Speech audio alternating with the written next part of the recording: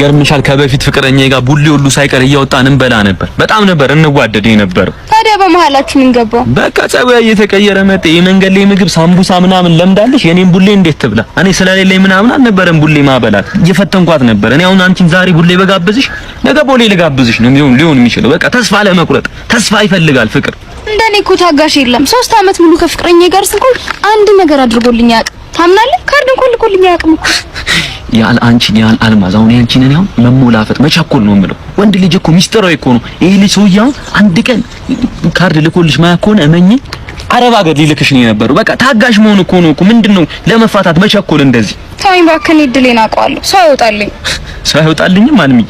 አዎ እኔ ግን ማልወጣልሽ ቦታ ጣራሽ ሊወጣለው አሁን እኔ ሊሽሽ ከተበላሽ አልጋሽ ሊወጣለው ብቻሽን መተኛት ከደበረሽ እኔ ሰላማዊ ሰልፍ ሁሉ እወጣለሁ። ላንቺ እኮ ተቋሚም ደጋፊም ብትሆኚ እኮ እኔ ላንቺ ከሀገርስ ቢወጣ አልምዬ የምሬን ነው ስልሽ እኔ አሁን ዛሬ ወክ መጋብዝሽ ነገ ላይ ትልቅ ቤት ልገዛልሽ ሊሆን ይችላል።